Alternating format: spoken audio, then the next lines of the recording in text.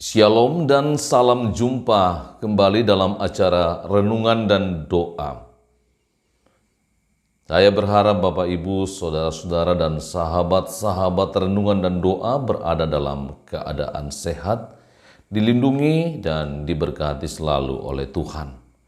Sebelum membaca dan mendengarkan firman Tuhan, mari berdoa. Tuhan, kami bersyukur oleh karena kasih sayang-Mu, pemeliharaan dan berkat-Mu yang terus kami alami. Kami mau membaca dan merenungkan firman Tuhan sebagai landasan hidup kami hari ini. Tuhan berkatilah agar firman-Mu ini tertanam baik dalam hati kami. Roh Kudus memampukan kami untuk memeliharanya. Mohon ampun Tuhan atas dosa kami. Berfirmanlah, kami telah siap mendengar. Di dalam nama Tuhan Yesus Kristus kami berdoa. Amin. Bacaan hari ini dari kitab Galatia pasal 2, ayatnya yang pertama sampai 10. Dan saya akan baca mulai ayat 7 sampai 10. Firman Tuhan berbunyi, "Tetapi sebaliknya, setelah mereka melihat bahwa kepadaku telah dipercayakan pemberitaan Injil untuk orang-orang tak bersunat, sama seperti kepada Petrus untuk orang-orang bersunat, karena ia yang telah memberikan kekuatan kepada Petrus untuk menjadi rasul bagi orang-orang bersunat, ia juga yang telah memberikan kekuatan kepadaku untuk orang-orang yang tidak bersunat. Dan setelah melihat kasih karunia yang dianugerahkan kepadaku, maka Yakobus, Kefas, dan Yohanes yang dipandang sebagai soko guru jemaat berjabat tangan dengan aku dan dengan Barnabas sebagai tanda persekutuan, supaya kami pergi kepada orang-orang yang tidak bersunat dan mereka kepada orang-orang yang bersunat. Hanya kami harus tetap mengingat orang-orang miskin, dan memang itulah yang sungguh-sungguh kuusahakan melakukannya." Amin. Demikian bacaan firman Tuhan. Berbahagia kita yang mendengarnya dan rindu untuk memeliharanya. Saudara-saudara yang dikasihi Tuhan, Injil harus diberitakan. Apapun kondisinya, sebagai orang yang telah percaya kepada Kristus, telah menerima Injil, kita diminta untuk memberitakan Injil sampai ke ujung bumi. Seringkali dalam pemberitaan Injil kita menghadapi banyak persoalan. Bahkan ada orang yang mencari-cari titik lemah. Seolah-olah kesalahan-kesalahan itu dapat mematahkan pekabaran Injil. Sekalipun demikian, kita tetap minta hikmat kepada Tuhan, supaya Ia menambahkan pengetahuan kepada kita, sebagaimana Ia menambahkan hikmat dan pengetahuan kepada Rasul Paulus, sehingga Injil itu juga diberitakan kepada orang-orang yang tidak bersunat. Sebagaimana dalam teks ini ayat 1 sampai 6, di mana Rasul Paulus tidak hanya mengajak atau menemani Barnabas, tetapi juga Titus dibawa juga. Dia orang Yunani yang tidak bersunat. Sekalipun tidak bersunat, ia percaya kepada Kristus lewat Rasul Paulus. Paulus tidak keberatan dengan mereka yang tidak bersunat, sebab baginya sunat atau tidak bersunat sama sekali tidak berpengaruh bagi seseorang jika ingin memberitakan Injil. Hal itu sekali lagi dengan membawa Titus sebagai bukti bahwa ia memberi perhatian kepada orang-orang yang tidak bersunat untuk ikut dalam pemberitaan Injil. Saudara-saudara yang dikasihi Tuhan, walaupun demikian dalam pemberitaan Injil, Paulus itu tidak terpengaruh dengan orang-orang yang menjadi penyusup, seolah-olah mau membenarkan hanya orang-orang yang bersunat saja yang boleh memberitakan Injil. Paulus tidak tunduk dan tidak takut, tetapi semakin giat memberitakan Injil dampak gentar. Bagi Paulus, semua orang sama di hadapan Allah. Keselamatan itu untuk semua orang, bukan hanya untuk orang Yahudi. Saudara-saudara, persoalan bersunat atau tidak bersunat bukanlah penghalang.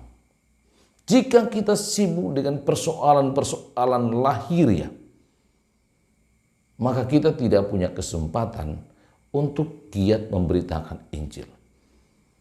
Tentu kita ingat teks yang mengatakan bahwa yang dibutuhkan Tuhan bukan mengoyakkan bajumu, tapi mengoyakkan hatimu sebagai tanda pertobatan.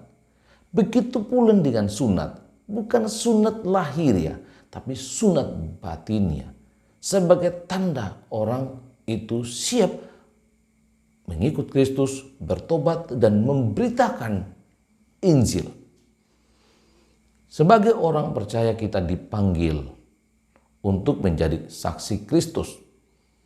Panggilan setiap orang percaya itu sebagai saksi, ia harus menunjukkan kesetiaannya melayani dan juga memperlihatkan kualitas hidup sebagai orang percaya. Ini penting dan perlu membedakan apa yang dilakukan dan apa yang dikatakan orang. Sehingga kita tidak terjebak oleh provokasi orang-orang yang karena tidak senang kepada Injil menyusup untuk menghalangi pemberitaan Injil yang ditekuni baik oleh Rasul Paulus ataupun orang-orang yang telah diperlengkapi. Sekali lagi, kualitas pelayanan dan kualitas hidup yang benar adalah hal yang penting untuk terus giat memberitakan Injil. Karena itu, mari tetaplah memberitakan Injil dengan cara hidup yang baik dan benar di hadapan Tuhan. Teruslah bersaksi berdasarkan apa yang kita telah yakini, apa yang kita alami. Baik hal-hal praktis dalam Alkitab, juga hal-hal yang sifatnya teologis dan juga berdasarkan pengalaman-pengalaman rohani. Tuhan akan menolong kita menjadi berkat bagi banyak orang. Amin. Mari berdoa. Tuhan, kami bersyukur firman-Mu itu menolong kami untuk semangat terus memberitakan Injil. Sebagaimana Rasul Paulus berjuang dan oleh tuntunan Tuhan ia mendapat hikmat sehingga boleh menghadap soko guru dan mendapat persetujuan sebagai bagian dari persekutuan orang-orang percaya kepada Kristus untuk memberitakan Injil. Kami bersyukur Tuhan atas pemeliharaan-Mu dan berkat-berkat-Mu bagi kami, bagi jemaat, bagi sahabat-sahabat renungan dan doa. Hamba-Mu ini berdoa dari ruang doa ini, memohon berkat bagi sahabat dan seluruh jemaat. Tuhan buka jalan berkat bagi setiap mereka yang terus berjuang, terus bekerja, sehingga apapun yang baik yang mereka kerjakan yang berkenan kepada Tuhan, Tuhan berkati. Yang bergumul dalam hidup mereka, Tuhan buka jalan keluar dari pergumulan-pergumulan mereka. Kami tetap menopang dalam doa saudara-saudara kami yang lemah, yang sakit seperti Aries Solwara Matandung yang masih dirawat di Rumah Sakit Wahidin, Bapak Samuel J. Effendi di Rumah Sakit Bayangkara, juga Ibu Maria Mada di Rumah Sakit Wahidin. Tuhan, kami terus berdoa memohon agar mereka boleh sembuh dan keluar dari rumah sakit sebagaimana telah dialami oleh anak kekasih Aprino Samuel Tolongan dan juga Marcel Mangedong. Kiranya pemulihan terus berlangsung bagi mereka sampai mereka kuat benar. Kami terus menopang mereka yang bergumul karena duka cita, baik keluarga yang telah membawa jenazah keluarga mereka, baik ke Toraja Utara maupun ke Kolaka. Dan malam ini keluarga dari bapaknya Dini juga yang dibawa dari Pamibak, Toraja Utara ke Makassar dan meninggal. Dan malam ini juga akan dibawa kembali ke Toraja Utara atau tadi malam. Perjalanan mereka Tuhan tuntun sehingga tiba dengan selamat dan Tuhan tetap menguatkan dan menghibur. Tuhan lindungi kami semuanya. Sertai kami dan selalu memberkati kami. Dan terus memberkati hamba-Mu untuk terus membuat renungan dan doa ini dalam bentuk video untuk menjadi berkat bagi mereka yang mendengarnya.